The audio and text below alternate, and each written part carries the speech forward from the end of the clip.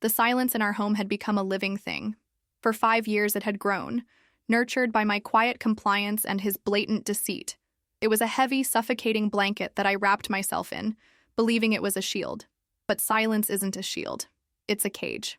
I sat at the polished mahogany desk in our shared office, the one he rarely used anymore, and stared at the glowing screen of the laptop. The numbers and statements blurred, not from tears, I had run out of those years ago, but from the sheer blinding rage that had finally, blessedly, burned through the fog of my sorrow. 5 years. 5 years of watching him siphon away our future, our shared dreams, and pour them into a life he was building with her. Isabella. Even her name felt like a designer brand, expensive and exclusive, something I could never afford. It started subtly, as most betrayals do. A business trip that ran a little too long, a credit card charge from a city he wasn't supposed to be in. When I first confronted him, the denial was so smooth, so practiced, it almost convinced me I was the one who was crazy. Thomas was a master of gaslighting, turning my valid suspicions into proof of my insecurity.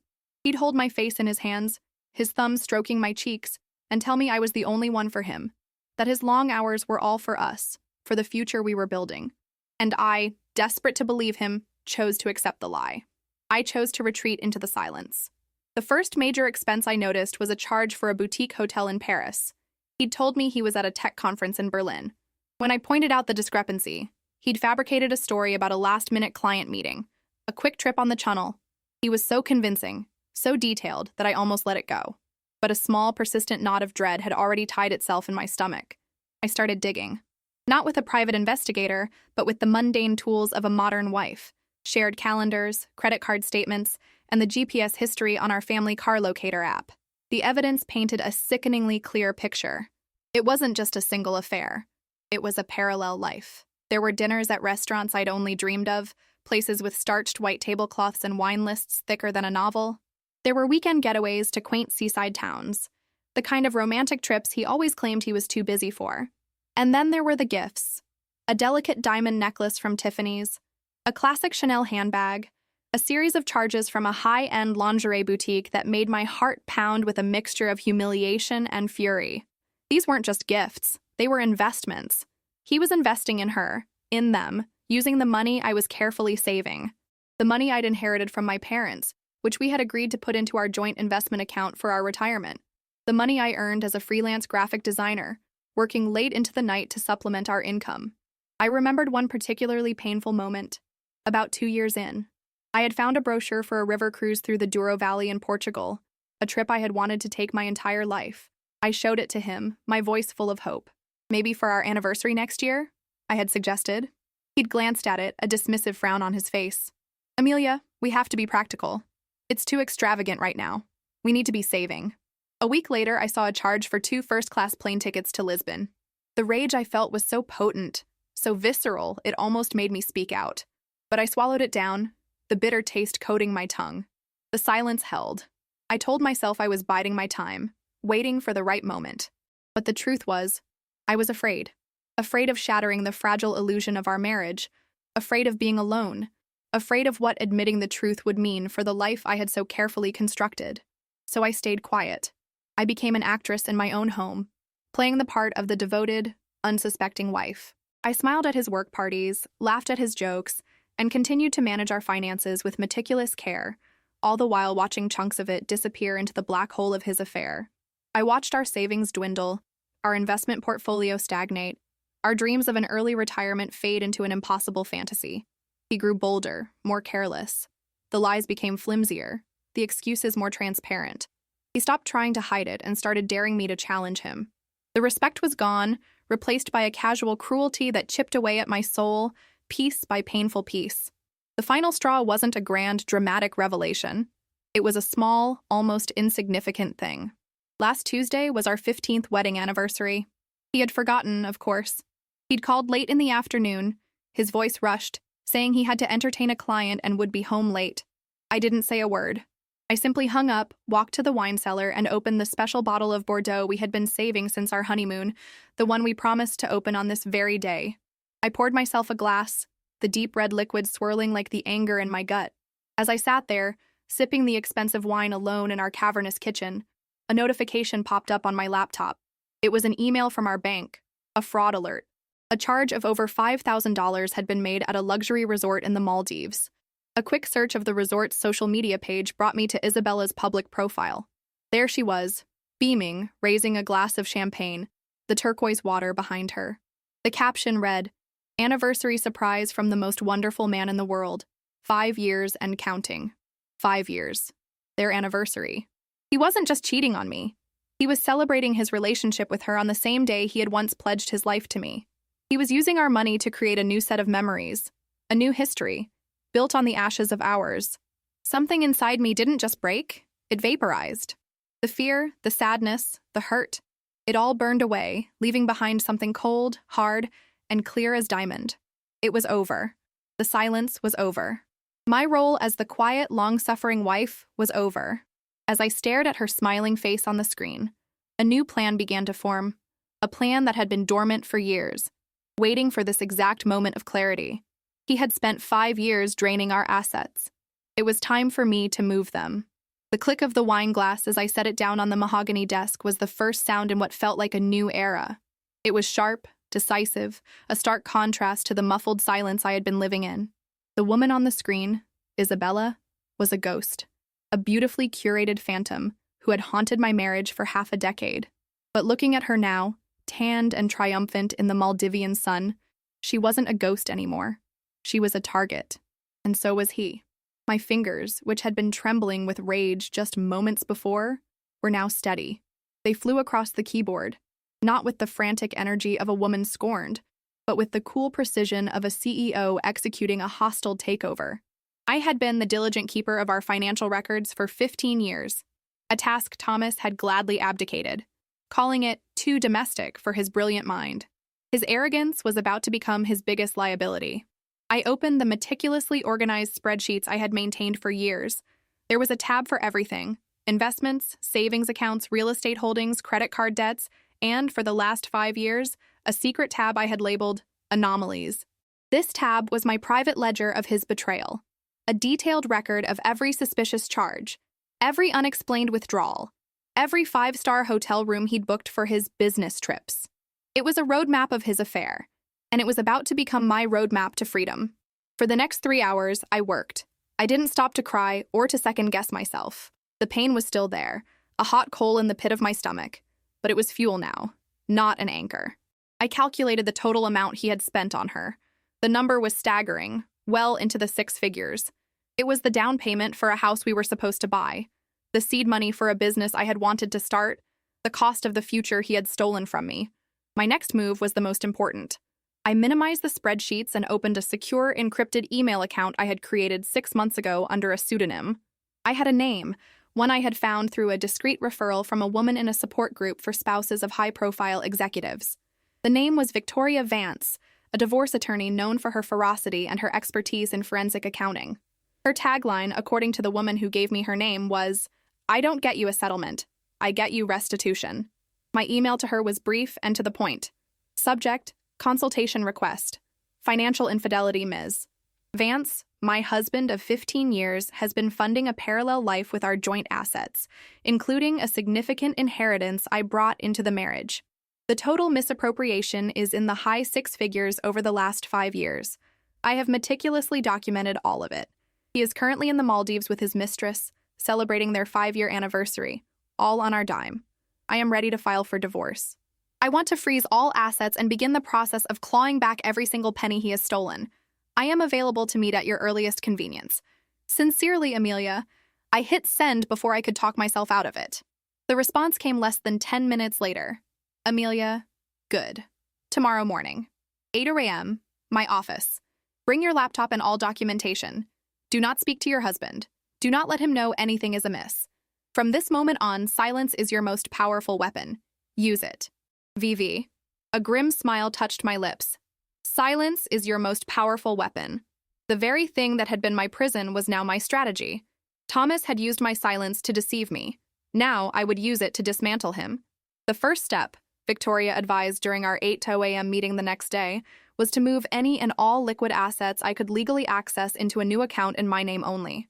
He set the precedent, she said, her eyes gleaming with a predatory light as she reviewed my anomalies spreadsheet. He has been treating your joint accounts like his personal slush fund for years. Now you're just protecting what's left. So that's what I did. I spent the rest of the day in a whirlwind of quiet, decisive action. I transferred half of the remaining balance from our main joint checking account, the half that was legally mine, into a new account at a different bank. I liquidated a portion of the stock portfolio, selling off shares of tech companies whose values had soared, and moved the proceeds.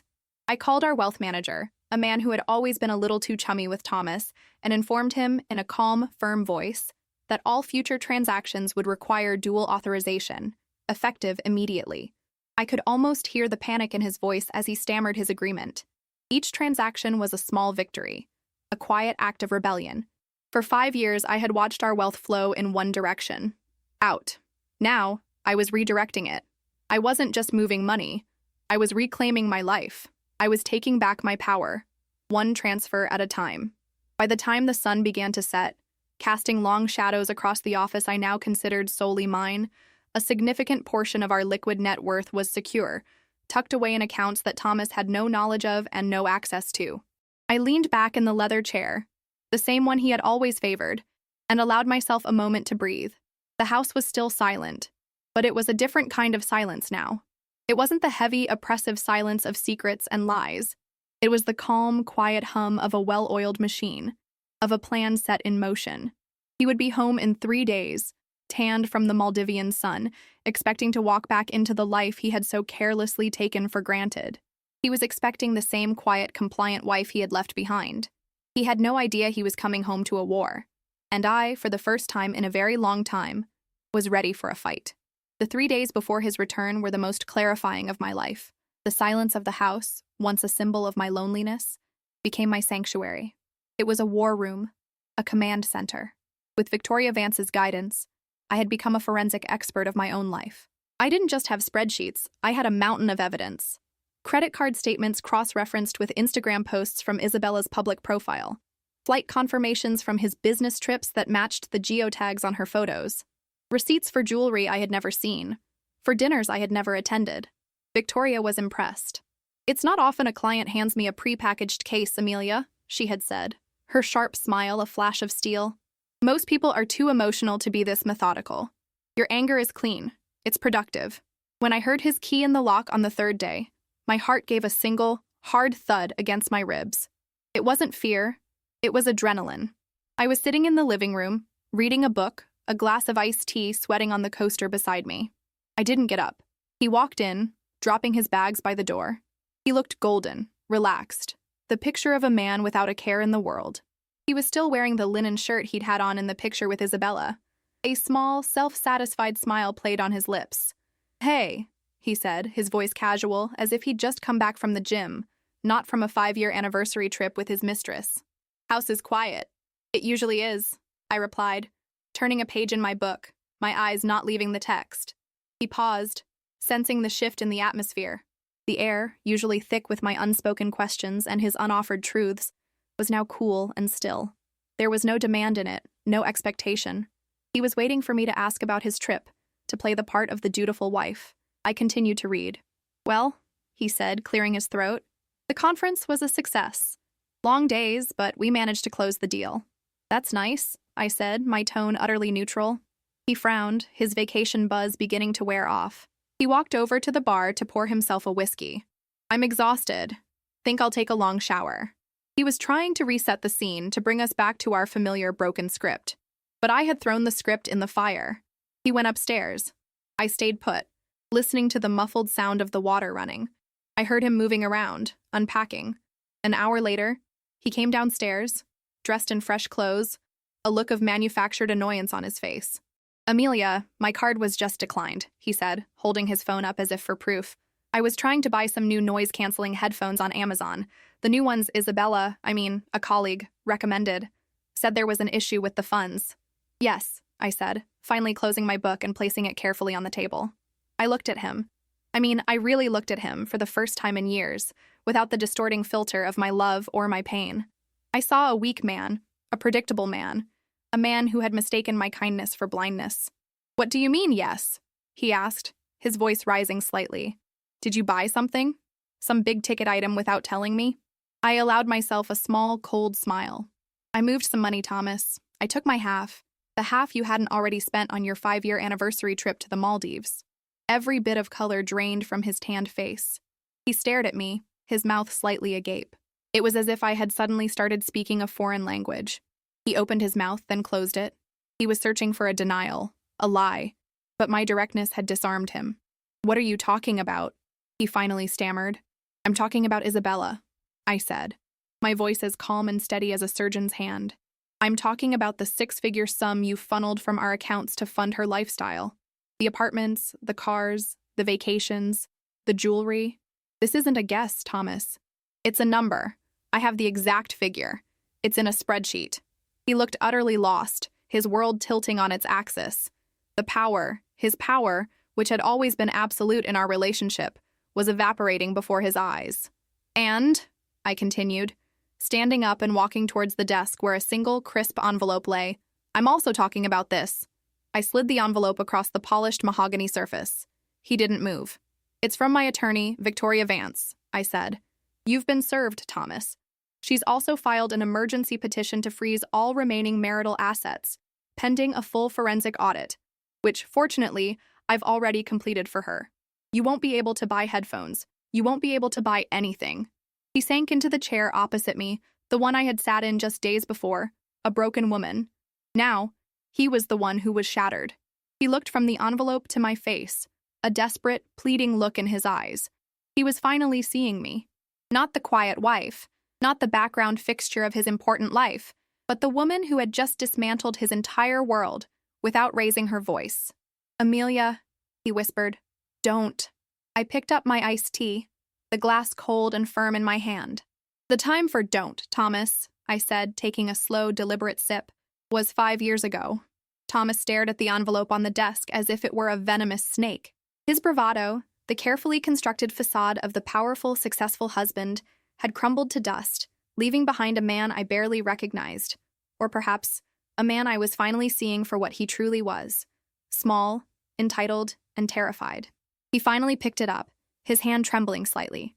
He tore it open, his eyes scanning the dense legal jargon. He read it, then read it again, a muscle twitching in his jaw. The silence in the room stretched, taut and fragile. He was waiting for me to break, to cry, to scream, to give him some emotional foothold. I offered him nothing but calm resolve. "This is insane, Amelia," he finally sputtered, throwing the papers onto the desk. "You're being hysterical. You're going to throw away 15 years over a misunderstanding?" It was a classic Thomas maneuver. Deny, diminish, gaslight. It had worked for years. It would not work tonight. "The only misunderstanding, Thomas, was my belief that our marriage was a partnership, not a slush fund for your affair," I said, my voice level. "Victoria's number is on the first page. I suggest you find your own attorney. They can talk." "I don't want to talk to an attorney," he snapped, his voice rising in panic. He took a step towards me, his hands outstretched in a gesture of supplication. "I want to talk to you. We can fix this. I can explain everything." I held up a hand, stopping him in his tracks. "There is nothing to explain. I have the receipts, all of them, and now so does my lawyer." I gestured to the bags he'd dropped by the door hours earlier. "You should probably pack a few more things. You won't be staying here tonight." "What? You're kicking me out?" he asked, incredulous. "This is my house, too. You abdicated your right to this house every time you used our money to pay for a hotel room with her," I stated, the words like chips of ice. "You are a guest here now, and your visit is over. Get your things, Thomas, or I will call the police and have you escorted out. Don't think for a second that I won't." He stared at me, searching my face for the woman he knew, the woman who would have backed down. She was gone. Defeated, he turned and trudged up the stairs. I listened to the sounds of drawers opening and closing, the heavy thud of a suitcase being packed. 20 minutes later, he came down, dragging a roller bag behind him. He looked shrunken, pathetic. He paused at the door, one last desperate attempt in his eyes. "Amelia, please." "Goodbye, Thomas," I said, turning my back on him and walking towards the kitchen. I heard the front door open and then click shut. The silence that followed was the most peaceful I had heard in 5 years. The next few days were a blur of legal strategy. Victoria was a whirlwind of motion, filing injunctions, subpoenaing records he didn't know I already had, and preparing for our first 4-way meeting. Meanwhile, Thomas's predictable desperation played out exactly as I imagined. He left me a dozen pleading voicemails, which I forwarded to Victoria without listening to them. He sent a deluge of texts, alternating between declarations of love and accusations of my cruelty. I blocked his number. The real justice, however, came from a source I hadn't anticipated. 2 days after he left, I received a call from a number I didn't recognize. I let it go to voicemail. The message, when I listened to it, was from a distraught Isabella. Amelia? I don't know if you'll get this.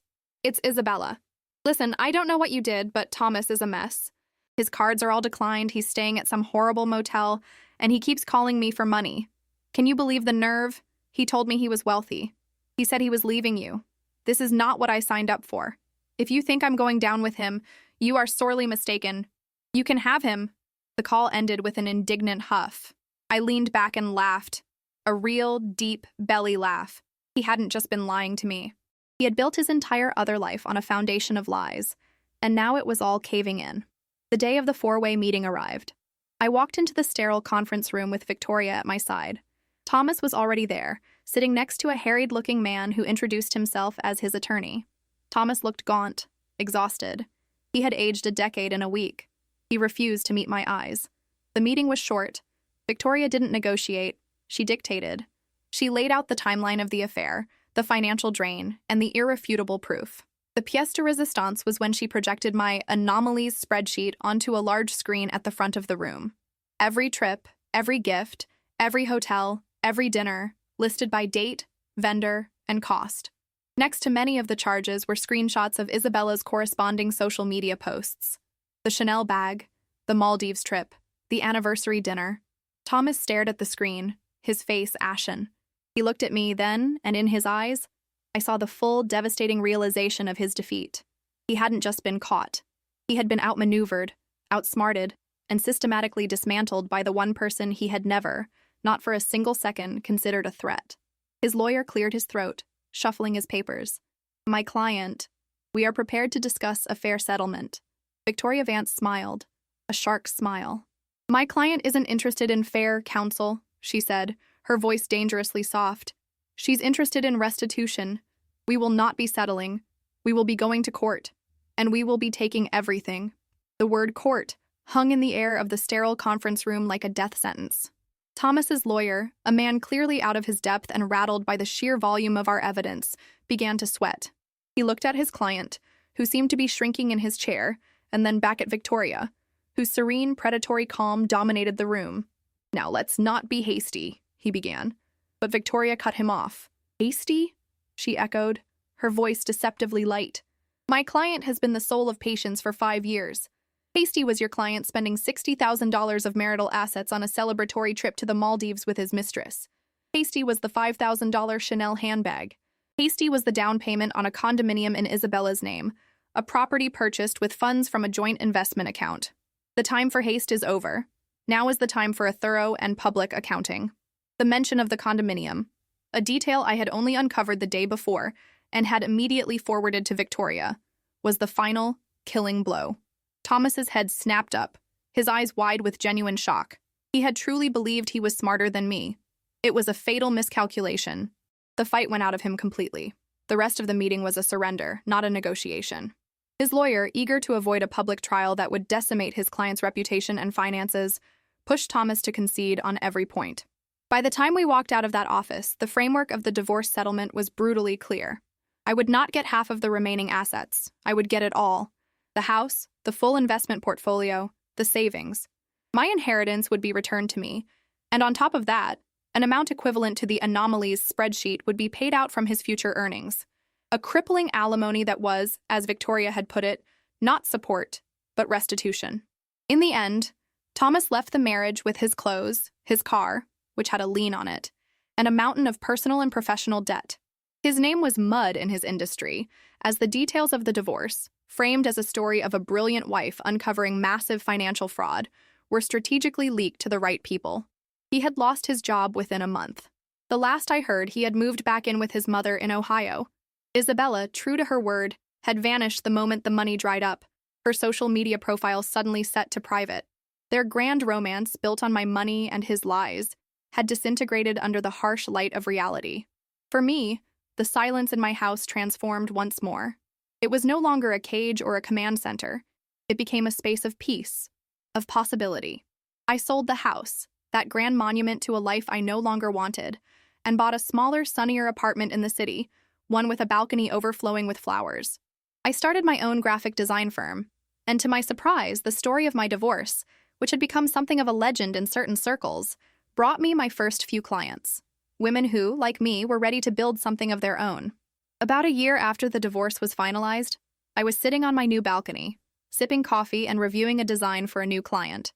My phone buzzed with a notification. It was a travel alert, a last-minute deal on a river cruise through the Douro Valley in Portugal. I smiled, a genuine, unburdened smile. I clicked the link, and without a moment's hesitation, I booked a single ticket. First class. I was finally taking the trip I had always dreamed of. Not with the man who had held me back, but for myself. The silence he had forced upon me had nearly destroyed me. But in the end, it had been the crucible in which my new life was forged. I had learned to listen to the silence, to understand its power. And now all it said to me was, go. And so, I did.